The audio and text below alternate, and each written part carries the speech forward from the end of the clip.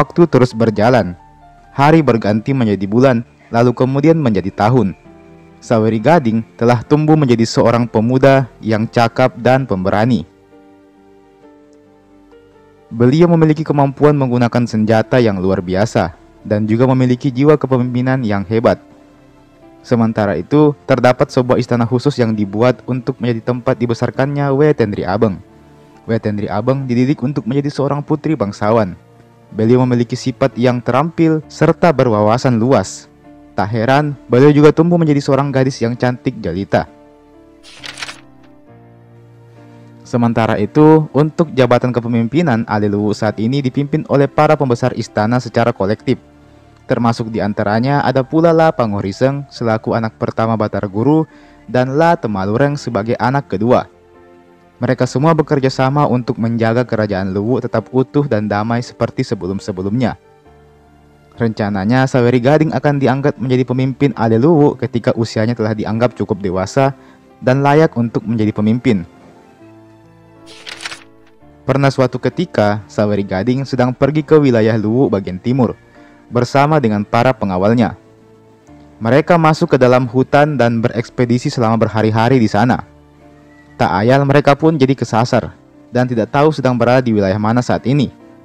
Saweri Gading memerintahkan pasukannya untuk mencari perkampungan untuk ditinggali.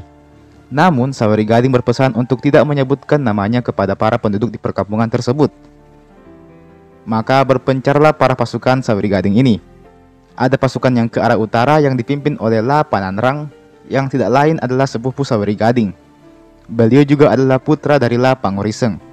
Dan di sisi timur dipimpin oleh La Mas Saguni, yang tak lain adalah putra La Temalureng. Setelah beberapa jam menunggu, akhirnya datanglah La Pananrang beserta pasukannya. Dia mengabarkan bahwa telah menemukan sebuah perkampungan yang dimana di perkampungan tersebut terdapat istana di dekatnya. Perkampungan tersebut lumayan besar, bahkan ada tempat sabung ayamnya. Dan kabarnya pemimpin tempat itu adalah seorang gadis yang cantik jelita. Mendengar hal itu, maka Saweri Gading dan para pasukannya pun langsung bergegas menuju ke kampung tersebut. Sebenarnya Saweri Gading tidak begitu peduli dengan wanita cantik yang memimpin istana tersebut. Satu-satunya yang dipedulikan hanyalah gelanggang sabung ayam. Dia ingin mengikut sertakan ayamnya pada gelanggang tersebut. Singkat cerita, Saweri Gading pun memasuki gelanggang tersebut. Tentunya tidak ada yang mengetahui siapa dirinya sebenarnya. Beliau masuk sebagai rakyat biasa yang ingin menguji kemampuan ayam peliharaannya. Ternyata Saweri Gading lumayan menang banyak di turnamen itu. Ayam miliknya berhasil mengalahkan banyak ayam-ayam milik peserta lain. Ada momen di mana ayam Saweri Gading nyaris kalah. Maka para pendukungnya pun langsung bersorak menyemangati ayam tersebut. Ada satu orang prajurit yang malah keceplosan dan mengucapkan, "Melawanlah ayam Datu Eri Aleluwu." Spontan perkataan itu langsung membuat suasana menjadi hening. Para peserta lain baru menyadari bahwa ternyata ayam itu adalah milik sang penguasa Aleluwu, Saweri Gading. Maka para peserta pun langsung memberikan penghormatan kepada Saweri Gading. Sementara itu, gosip dengan cepat langsung menyebar dan langsung sampai ke telinga penguasa kampung tersebut, yang tak lain dan tak bukan adalah Wetendri Abeng. Wetendri Abeng yang penasaran pun langsung keluar dari istananya, yang memang berdekatan dengan gelanggang. Dan benar saja, mereka berdua malah bertemu dan saling tatap-tatapan satu sama lain. Tatapan keduanya itu hanya sebentar, namun penuh dengan makna. Wetendri Abeng bergegas mengalihkan pandangannya dan langsung kembali ke istananya. Di istana, Wetendri Abeng meminta para pengasuhnya untuk menyelimuti dirinya. Sementara itu, Saweri Gading bergegas memerintahkan pasukannya untuk pergi meninggalkan gelanggang tersebut. Baik Saweri Gading maupun Wetendri Abeng merasakan perasaan yang sama. Sama seperti apa yang diucapkan oleh sang Patotoe. Keduanya benar-benar langsung jatuh cinta satu sama lain. Wetendri Abeng yang cantik jelita serta Saweri Gading yang gagah dan perkasa. Keduanya hanyut dalam badai asmara, padahal keduanya baru sekali bertemu dan bahkan tidak bertegur sapa satu sama lain. Maka Saweri Gading pun memerintahkan para pasukannya untuk mencari tahu siapa sosok perempuan tersebut. Singkat cerita, tersebutlah nama di telinga Saweri Gading. dia adalah Wetendri Abeng, penguasa di kampung tersebut. Namun selain namanya, tidak ada lagi informasi lain yang diketahui tentang sosoknya. Tidak ada yang tahu dari mana Wetendri Abeng ini berasal, dia anaknya siapa, atau silsilah keturunannya. Bahkan para pengasuhnya pun diam dan tak berucap sepatah kata pun ketika ditanya siapa Wetendri Abeng ini. Wetendri Abeng adalah gadis yang sangat misterius. Dan ada juga satu fakta lainnya bahwa ternyata Wetendri Abeng ini masih belum bersuami. Meskipun informasi yang didapatkan hanya sebatas nama dan fakta bahwa Wetendri Abeng masih belum bersuami, namun rasanya itu sudah cukup untuk menetapkan keyakinan Saweri Gading untuk meminang Wetendri Abeng. Di sini kita bisa mengetahui bahwa para pasukan Saweri Gading sekalipun nampaknya tidak tahu siapa itu Wetendri Abeng. Maka segeralah Saweri Gading pulang kembali ke Aleluwu. Dia telah berencana untuk kembali ke kampung tersebut dan akan meminang Wetendri Abeng. Meski begitu, sempat terlintas di benaknya mengenai nama Wetendri Abeng ini. Seingatnya dulu, pamannya yakni Lapanghoriseng pernah mengucapkan nama tersebut. Namun namanya juga sudah jatuh cinta, maka Saweri Gading pun mengabaikan hal tersebut dan nampaknya dia sudah membulatkan tekad dan niatnya untuk melamar Wetendri Abeng. Setelah kembali ke Aleluwu, Saweri Gading bergegas mengumpulkan para pembesar istana di ruang rapat. Dalam rapat tersebut, Saweri Gading langsung mengutarakan niatnya untuk melamar seorang penguasa yang tinggal di sebuah istana yang megah. Penguasa tersebut tak lain adalah Wetendri Abeng. Spontan hal ini langsung memancing kegaduhan di ruang rapat tersebut. Mungkin Saweri Gading dan para pasukannya memang tidak tahu siapa itu Wetendri Abeng. Namun, para pembesar istana jelas tahu betul bahwa Wetendri Abeng adalah saudari dari Saweri Gading itu sendiri. Tentu pernikahan sedarah adalah hal yang dilarang keras oleh sang Patotoe. Akhirnya para pembesar istana memutuskan untuk menunda pertemuan tersebut. Sebagai gantinya, para pembesar istana langsung berkumpul di tempat lain dan membahas tentang keputusan Saweri Gading ini. Selesai rapat, maka kembalilah para pembesar istana tersebut ke ruangan di mana Saweri Gading sedang menunggu. Para pembesar istana juga telah sepakat bahwa sebaiknya kebenaran harus segera diungkap demi kebaikan Aleluwu. Maka berdirilah salah seorang penasihat istana, dan dia pun mulai membacakan keputusannya. Hasil keputusan ini juga sebagai bentuk pengingat kepada seluruh warga Aleluwu, di mana Batara Guru adalah orang pertama yang diturunkan di Aleluwu. Beliau menikah dengan Wenyilik Timo dari kerajaan Pertiwi. Kemudian lahirlah Batara Latu yang menikahi putri Tompotika, Datu Sengeng. Maka dari pernikahan mereka lahirlah dua orang bayi kembar yang bernama Saweri Gading dan Wetendri Abeng. Mendengar hal itu, Saweri Gading pun langsung murka. "Tutup mulutmu. Jelas yang kau sampaikan itu adalah berita bohong. Kau hanya mau menghalang-halangiku untuk menikahi Wetendri Abeng, karena dia bukan bangsawan yang sederajat denganku. Jujur saja, aku tidak peduli dengan status bangsawan itu. Aku mau menikahinya bagaimanapun caranya." Demikian ucap Saweri Gading dengan nada yang sedikit emosi. "Paduka, begitulah kenyataannya. Batara Latu telah berpesan kepada kami agar Paduka dan Wetendri Abeng dibesarkan secara terpisah, agar tidak saling bertemu dan jatuh cinta. Kalau Paduka memaksakan diri menikahi saudara sendiri, maka musnahlah nantinya Aleluwu ini." Demikian balas penasihat istana tersebut. Namun sayang, Saweri Gading yang sedang marah tidak peduli akan hal itu. Beliau kemudian langsung menarik baliknya, dan dengan satu kali ayunan, Saweri Gading langsung menusuk dan menghempaskan penasihat tersebut, hingga penasihat tersebut akhirnya wafat saat itu juga.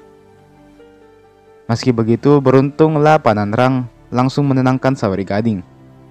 Saweri Gading langsung keluar ruangan, dan nampaknya dia masih tetap kukuh dengan niatnya menikahi Wetendri Abeng.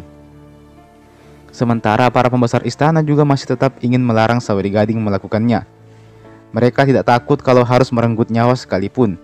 Itu lebih baik daripada harus membiarkan Aleluwu dikutuk oleh sang Patotoe. Sementara itu, di istana lainnya, Wetendri Abeng awalnya memang cukup terpesona dengan sosok Saweri Gading ini. Namun dia sendiri sudah tahu kalau Saweri Gading itu adalah saudara kembarnya. Olehnya itu, Wetendri Abeng pun mampu mengontrol perasaannya sendiri. Namun, satu hal yang dikhawatirkannya adalah apabila Saweri Gading justru benar-benar jatuh cinta kepadanya, maka pasti situasinya akan semakin rumit. Dan benar saja, Alelewu saat ini sedang gempar akibat ulah Saweri Gading. Lewat mata-matanya, maka berita itu telah sampai ke telinga Wetendri Abeng. Maka segeralah dia mengirimkan utusannya untuk menemui Saweri Gading. Bersama utusan tersebut diberikan pula beberapa barang bukti, seperti gelang dan sehelai rambut milik Wetendri Abeng. Singkat cerita, utusan tadi pun telah berada di depan Saweri Gading. Dia pun berkata bahwa Wetendri Abeng benar adalah saudara kembar Saweri Gading. Sebagai bukti, maka diberikanlah gelang, cincin, dan sehelai rambut milik Wetendri Abeng. Benar saja, gelang dan cincin tersebut adalah sama dengan yang dimiliki oleh Saweri Gading. Bahkan helai rambut tersebut pun nampak sama dengan rambut pada Saweri Gading. Maka jelaslah sudah bukti-buktinya kalau Wetendri Abeng adalah saudara kembar Saweri Gading. Tak ayal hal itu pun langsung membuyarkan perasaan Saweri Gading. Dia langsung tertunduk lesu dengan tatapan yang kosong. Layaknya orang yang kalah dengan perlombaan, Saweri Gading pun akhirnya sadar akan kelakuannya. Dia pun langsung meminta maaf kepada para pembesar istana. Kini, tidak ada lagi niatannya untuk melamar Wetendri Abeng.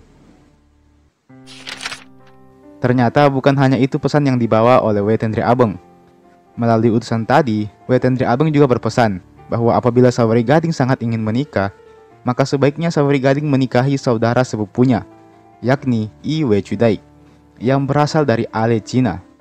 I Wecudaik sendiri adalah anak bungsu dari Lhasa Tumpugi, yang merupakan penguasa di Ale Cina. Kecantikan Wecudaik pun memang tidak beda jauh dengan Wetendri Abeng. Maka tentu hal ini menjadikan Saweri Gading langsung kembali bersemangat. Ya, kini Saweri Gading punya tujuan baru, yaitu berlayar ke Ale Cina dan meminang putri dari kerajaan tersebut. Kuru Sumange, ucap Saweri Gading. Dia pun langsung bergegas pergi dan bersiap menuju ke Ale Cina. Saweri Gading pada akhirnya memang telah memutuskan untuk pergi ke Ale Cina. Meski begitu, memang Saweri Gading ini sudah terlanjur cinta dengan Wetendri Abeng yang tak lain adalah saudaranya sendiri. Kecintaan Saweri Gading ini bahkan mampu membuatnya berpikir untuk meninggalkan semua tugas dan tanggung jawabnya sebagai putra mahkota di Alelewu. Saweri Gading beranggapan bahwa segala tahta dan jabatan yang akan diwariskan padanya ini tak lain hanyalah beban yang akan mengikat dirinya seumur hidup. Saweri Gading adalah orang yang ingin bebas dan tidak terikat dengan segala tugas, beban, dan tanggung jawab. Andai saja dia bisa merelakan semua jabatan itu demi menikahi Wetendri Abeng, maka niscaya Saweri Gading akan langsung membuang semua status jabatan miliknya. Cukuplah Wetendri Abeng sebagai seseorang yang dia miliki. Namun, memang kenyataannya amatlah pahit. Nyatanya pernikahan sedara tidak akan pernah diizinkan oleh sang Patotoe sampai kapanpun. Meskipun tidak peduli dengan statusnya, namun Saweri Gading juga tidak mau Alelewu dilanda bencana akibat ulahnya. Alhasil Saweri Gading memantapkan dirinya untuk berangkat ke Ale Cina. Namun ternyata niatnya pergi bukan hanya untuk menemui putri Raja Ale Cina saja. Saweri Gading mengumpulkan para pembesar istana. Setelah itu Saweri Gading berdiri di tengah-tengah mereka dan mulai mengucapkan sumpahnya. Semoga Alelewu senantiasa dalam lindungan sang Patotoe.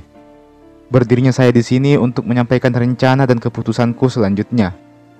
Aku ingin berlayar ke Ale Cina. Namun, bukan hanya itu. Sebagai bentuk penyesalanku karena telah membunuh salah seorang pembesar istana, maka kuputuskan untuk tidak lagi menginjakkan kaki di Alelewu ini. Aku tidak akan mewarisi tahta Alelewu. Untuk itu, biarlah nanti keturunanku saja yang kuutus kemari untuk menggantikan posisiku. Selama aku pergi, maka Alelewu akan kembali dipimpin secara kolektif oleh para pembesar istana. Tentunya keputusan Saweri Gading ini sangat memancing kontroversi. Banyak para pembesar istana yang langsung menangis sejadi-jadinya tatkala mendengar sumpah Saweri Gading ini. Beberapa pembesar lainnya mencoba untuk membujuk Saweri Gading untuk membatalkan sumpahnya. Namun, siapa yang tak kenal watak Saweri Gading ini? Dia jelas bukanlah pria pengecut yang akan menarik kembali sumpahnya. Sekali Saweri Gading berkata, maka itulah keputusannya. Saweri Gading telah bersumpah tidak akan kembali ke tanah kelahirannya ini. Dia akan pergi. Semua itu demi menebus kesalahannya beberapa waktu yang lalu.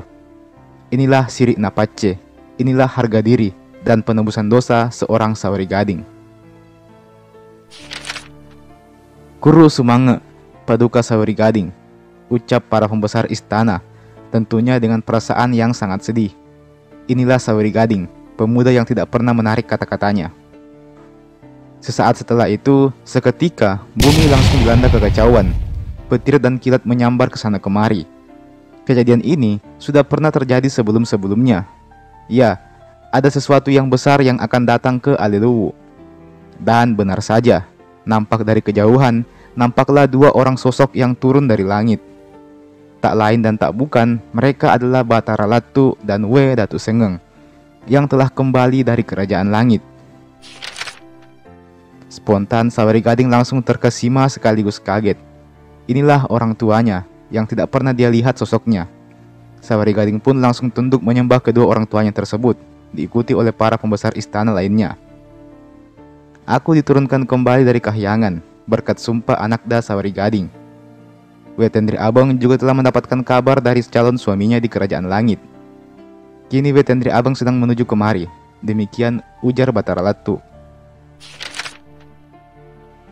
Singkat cerita, tiba jualah Wetendri Abang di istana Aliluwu. Tentunya beliau disambut dengan upacara adat yang meriah. Beliau juga adalah salah satu pewaris tahta di kerajaan Aliluwu. Akhirnya bertemulah Wetendri Abang dengan kedua orang tuanya itu. Orang tua yang belum pernah dia temui sebelumnya. Segera Wetendri Abang tunduk menyembah kepada kedua orang tuanya itu. Di sampingnya ada Saweri Gading yang juga ikut menyembah kedua orang tuanya. Wetendri Abang pun kemudian berbisik ke Saweri Gading. Semoga kelak perjalananmu ke Alecina mendapatkan perlindungan dari Sang Patotoe, ucap Wetendri Abang sambil tersenyum ke saudaranya itu. Saweri Gading hanya terdiam membisu. Bagaimanapun Wetendri Abang masihlah sosok yang dia cintai.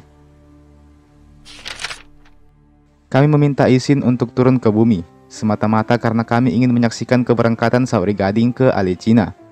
Serta kami juga datang untuk menjemput Anakda Wetendri Abang. Demikian ucap Batara Latu. Tentu saja kalimat itu menimbulkan berbagai macam perspektif. Alhasil bertanyalah seorang pembesar istana. Ampun Paduka, apakah setelah Paduka menyaksikan keberangkatan Saweri Gading dan mengantar kepergian Wetendri Abang, Paduka akan kembali memerintah di bumi? Kata-kata Anakda Saweri Gading adalah sumpah, dan sumpah itu berlaku di Aliluwu. Bukankah Saweri Gading sebelumnya telah berkata bahwa dia akan meninggalkan Aliluwu dan tidak akan pernah kembali? Lalu kelak nanti keturunannya lah yang akan menggantikannya memimpin Aliluwu. Selama Saweri Gading pergi, kepemimpinan akan kembali dipegang secara kolektif oleh para pembesar istana, sebagaimana saat aku diangkat ke kerajaan langit, ucap Batara Latu menegaskan. Suasana pun menjadi hening seketika. Ternyata Batara Latu hanya mampir sejenak. Dia tidak akan kembali memimpin Aliluwu. Dia hanya ingin menjenguk kedua anaknya. Rakyat Aliluwu nampak bersedih akhir-akhir ini. Bagaimana tidak, mereka akan kehilangan semua pemimpin mereka. Batara Latu, We Datu Sengeng, dan Wetendri Abang akan berangkat menuju ke kerajaan langit. Di kerajaan langit sendiri juga telah menunggu calon suami dari Wetendri Abang. Sedangkan Saweri Gading akan pergi berlayar menuju ke Alecina. Sebelum Saweri Gading berangkat, maka tentu dia memerlukan perahu untuk berlayar. Sayangnya, perahu Tanete Manurung yang sebelumnya digunakan Batara Latu telah dikembalikan ke kerajaan langit. Maka tak ada cara lain selain membuat lagi satu perahu yang baru. Perahu itu bernama Walen Renge. Perahu ini dibuat dengan desain yang mirip dengan perahu Tanete Manurung. Proses pembuatan perahu ini memerlukan waktu sampai sebulan. Itu pun tentu berkat izin dari Sang Patotoe, sehingga pembuatannya terbilang cukup cepat. Jika tanpa izin Sang Patotoe, maka proses pembuatan perahu ini bisa makan waktu hingga bertahun-tahun. Singkat cerita, selesailah perahu Walen Renge ini dibuat. Seluruh barang-barang dan hadiah yang akan diberikan kepada pihak Alecina pun dan perlengkapan lainnya juga telah dinaikkan di atas kapal. Saweri Gading pun bersiap untuk berlayar. Dengan ritual adat yang dipimpin oleh Puang Matoa, Saori Gading beserta kru kapalnya berjalan dengan gagah menuju ke perahu Walenrenge. Namun, ketika hendak menaiki perahu tersebut, tiba-tiba perasaannya langsung terenyuh. Saori Gading segera berbalik dan menatap kedua orang tuanya yang menangis menyaksikannya. Saori Gading pun tak kuasa menahan air matanya. Dia menangis sedih meratapi kepergiannya. Tentunya ini adalah kali terakhir dia menginjakkan kaki di Aliluwu ini. Setelah pergi, dirinya tidak akan pernah lagi kembali ke tanah kelahirannya ini. Dia pun juga tidak akan pernah lagi bertemu dengan kedua orang tuanya, dan tentunya We Tendri Abeng. Ini adalah pertama kali Saori Gading menangis semasa hidupnya. Sebelum-sebelumnya, dia dikenal tegas dan perkasa. Dia dikenal sebagai manusia yang kuat dan tidak pernah bersedih sedikit pun. Namun, apalah daya, Saori Gading sekalipun hanyalah manusia biasa yang meneteskan air matanya kala tak mampu menahan kesedihannya. Berlayarlah nak, semoga terus terjaga semangat juangmu. Semoga kelak keturunanmu bisa kembali dan memimpin Aliluwu. Demikian ujar We Datu Sengeng sambil meneteskan air matanya. Saori Gading hanya mengangguk. Dia tidak boleh berlama-lama lagi. Segera dia menaiki perahu kebesarannya itu. Dengan gagah, Saori Gading berdiri dan memerintahkan para awak kapalnya, serta ratusan perahu kecil yang akan mengawalnya untuk memulai perjalanan. Mulai dari sini, Saori Gading telah resmi meninggalkan tanah kelahirannya. Para warga Aliluwu pun menangis sejadi-jadinya, melepas kepergian raja mereka. Saori Gading tidak lagi menatap ke belakang. Pandangannya lurus ke depan. Layar telah terkembang, maka tidak ada lagi kata mundur walau hanya sekedar memandang ke belakang. Perlahan-lahan, rombongan kapal tersebut pun semakin hilang dari pandangan. Maka berlayarlah Saori Gading. Tentu saja We Datu Sengeng maupun We Tendri Abeng juga ikut menangis menyaksikan momen tersebut. Meski demikian, Batara Latu mencoba untuk menguatkan istri dan putrinya tersebut. Sekarang saatnya mereka bertiga untuk pergi ke Kerajaan Langit. Tinggallah Aliluwu dalam keadaan yang kosong, hampa tanpa pemimpin. Di tengah pelayarannya, Saori Gading memutuskan untuk menepi sejenak. Segera dia memerintahkan burung pembawa pesannya untuk kembali ke istana Aliluwu untuk melihat kondisi istana di sana. Apakah kedua orang tua dan saudara kembarnya ini telah berangkat ke istana Botinglangi atau belum? Maka dengan secepat kilat, burung tersebut langsung menuju ke Aliluwu. Burung tersebut menyampaikan pesan bahwa Saori Gading tidak akan melanjutkan pelayarannya sebelum orang tua dan saudara kembar emasnya ini naik ke Botinglangi. Maka berkabarlah We Tendri Abeng bahwa mereka akan naik ke Botinglangi di siang hari nanti. Segera burung pembawa pesan tersebut kembali dan menjelaskan perkataan We Tendri Abeng kepada Saori Gading. Bersama dengan burung itu, terdapat pula sebuah ikat pinggang yang tak lain adalah milik We Tendri Abeng dan nampaknya telah diberikan kepada Saori Gading. Singkat cerita, tibalah esok hari dan tibalah saat di mana bumi mendadak menjadi gelap gulita. Namun kali ini tidak terdengar suara guntur maupun petir. Sebaliknya, kondisi bumi terasa sangat damai kala itu. Maka perlahan-lahan naiklah Batara Latu beserta istri dan anaknya menuju ke Botinglangi. We Tendri Abeng sempat melihat perahu Saori Gading dari kejauhan. Dia tak kuasa menahan air matanya kala menyaksikan Saori Gading ternyata benar-benar menunda pelayarannya demi melihat kepergiannya dan kedua orang tuanya. Tak ayal, tangisan We Tendri Abeng itu menjelma menjadi hujan yang menyirami daratan dan laut Aliluwu. Air hujan itu juga turut membasahi Saori Gading beserta para kru kapalnya. Sejak saat itu, Saori Gading pun memberikan gelar La Petu Peruk dan La Melek Cita, yang artinya si paling tega dan yang sampai hati, kepada We Tendri Abeng. Saori Gading perlahan-lahan mengikhlaskan saudara yang dicintainya ini untuk pergi ke Kerajaan Langit dan akan menikahi orang lain di sana.